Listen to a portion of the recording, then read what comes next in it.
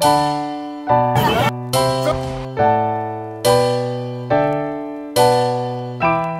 week, we did several medical missions, but two of them were, one was in Ermita. Nakakatuwa naman na makita ang mga tao kasi nakabalik na ako doon ilang beses lalo na pagkampanya napupuntahan ko yung mga lugar na yon. And it's nice to see them, and sabi nga nila, mabutit bumabalik ka rito, yung iba hindi masyadong madalas bumalik.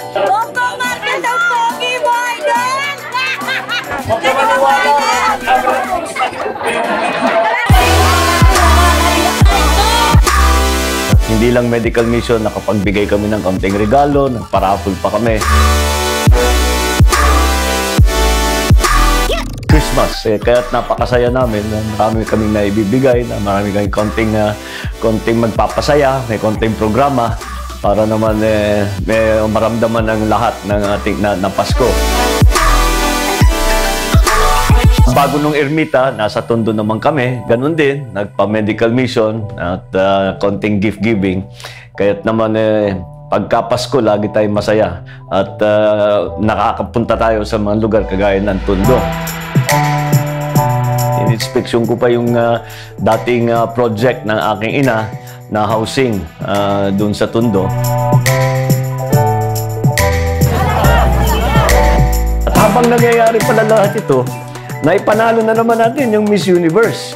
The new Miss Universe is Philippines!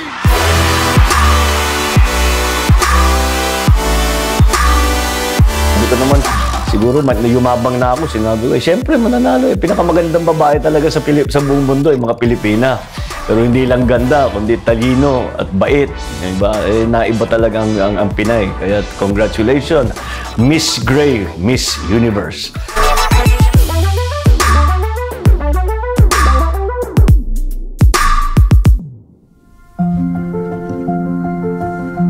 In the spirit of Christmas, dahil sa palagay ko, tayo naman lahat nakikita natin ang Pasko talagang para sa mga kabataan yan dahil sila nag-e-enjoy.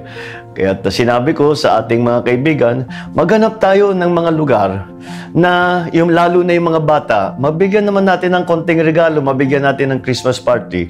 At yung mga bata na kapag hindi natin nabigyan ng party, hindi natin nabigyan ng regalo, hindi magkakaroon ng Christmas. Kaya para naman kahit na sila'y mahirap at hindi sila nakakapag-party, hindi sila nakakapag-regalo sa isa't isa, at least maramdaman nila na yung the joy of Christmas, ika nga. Kaya we went to the Marilac Center for Abused Children, and then we also went to, nagbigay kami ng mga gift giving dito sa Luneta, doon sa ating mga street kids.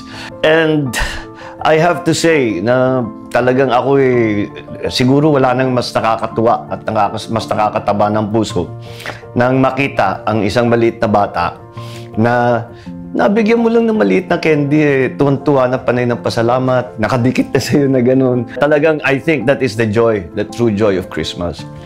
But it comes that it's very joyful, and I'm bringing tears to my eyes because I am thinking, kahit kami na nasa serbisyo publiko, kahit na meron tayo na itutulong ng kaunti, lalo na pag Pasko, naaalala ko na we should be doing better. Kawawa naman itong mga batang ito. Bakit hindi pa sila nagkakaroon ng bahay? Ba't hindi ka sila nakakapagpunta sa eskwela? Ba't walang nagbibigay sa kanila ng regalo pag Pasko?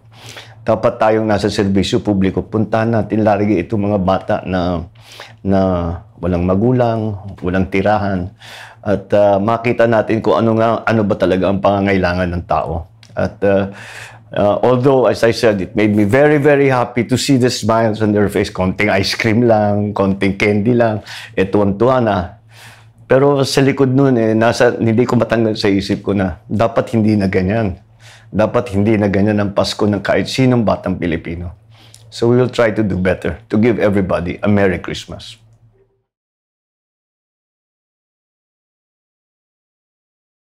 Muli, ako ay lubos na nagpapasalamat sa inyong lahat na walang sawang nagsusubaybay sa ating mga vlog. Pakiramdam ko tuloy parang tunay na ako na vlogger. Kaya huwag nating kakalimutan mag-like, mag-share at mag-subscribe.